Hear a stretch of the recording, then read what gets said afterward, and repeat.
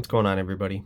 Today I'm going to show you how to generate a universal key for Mopar or Stellantis vehicles. This includes Dodge, Jeep, Chrysler, Ram. What we're using today is the Autel KM100. We also have an Autel universal key.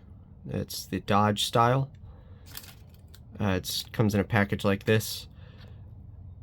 What we're going to be doing is on our main menu of the key tool, we have our universal key option here at the top left. We'll go ahead and select that. Let's see if I can get a better angle of that. So I'm going to go and search by make and model. Let's go and find Dodge.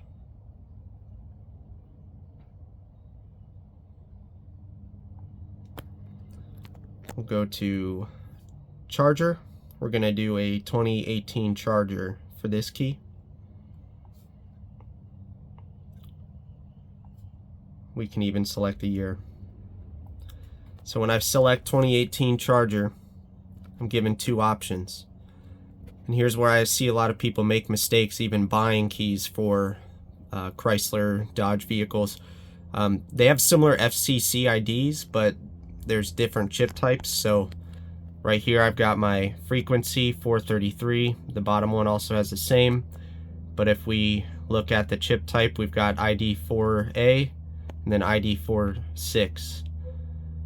So we need to use ID46. We always do our research first to make sure we know what we're using. So let's go ahead and select that. Now our instructions are to put our blank key into the antenna on the KM100 and hit generate universal key. So for this to work, you're going to need a battery in your key. This blade comes out and you'll see a nice little groove in there where the remote separates. So we'll take our key once the battery's installed and we're going to put it in our antenna. And we're going to hit generate universal key. A couple things to take note. If it doesn't work, try flipping it over. Make sure you have your battery in the right orientation. Looks like we're getting something to happen here, so we're going to let it count down to 100 and make sure it tells us it's complete or not.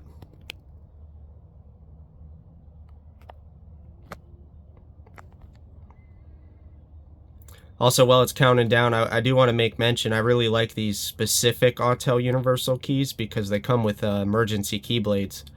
The weird thing is even on their website, like through suppliers and stuff, they advertise no key blades with it.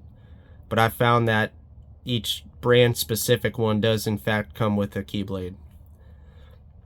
I love these, especially with the Dodge, because there's so many options out there and a lot of them are using this lock unlock remote start and trunk, and I can just stock a couple of these instead of 10 or 15 of them that I might not use.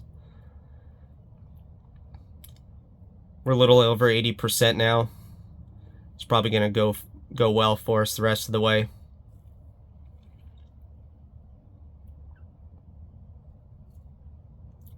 Universal key generation is completed. Do we want to continue?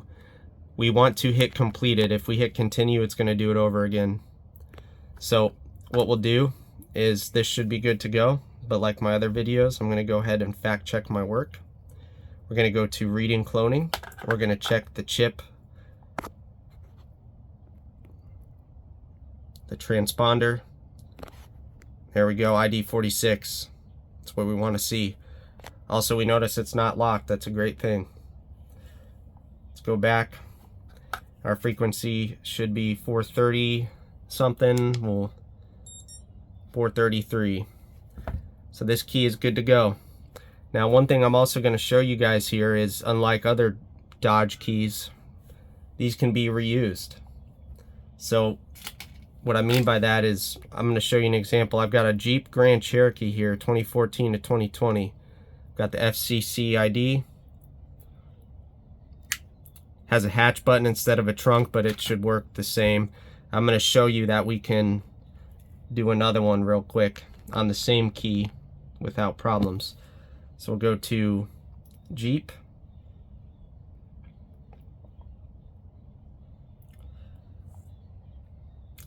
then we're going to find Grand Cherokee,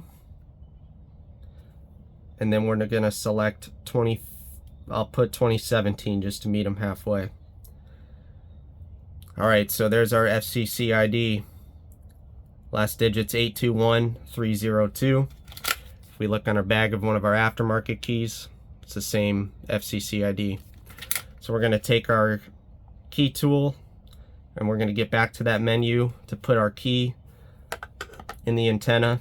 It's the same one I did the Dodge one. I'm going to hit generate universal key.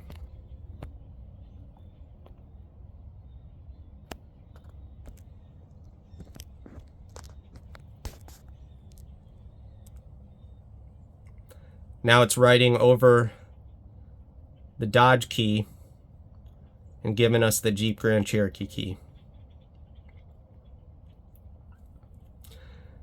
Now while this is counting down, I want to clarify that even if you program it to a vehicle, it will allow you to do this.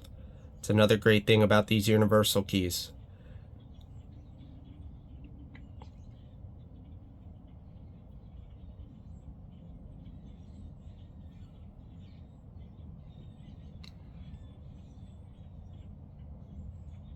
I've noticed it does usually take a little longer when you are writing over information instead of a blank key. I don't know if that's just my imagination or not.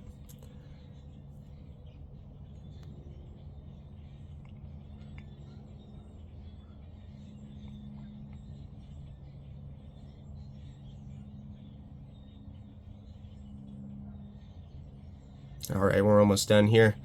We'll make sure it tells us completed. Universal key generation is completed. So now we can back out of that. Let's go ahead and check what it's reading now.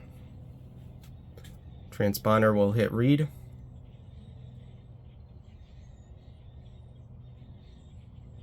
ID 46 again, that's correct. That's what we need for that year. And then we'll go to our frequency detection. Should be pretty similar. 433. I know you might not see much of a difference there, but I'm just trying to point out that the process completes and you should have no errors, no problems getting this programmed into a vehicle. I hope this helps. Thank you for your time.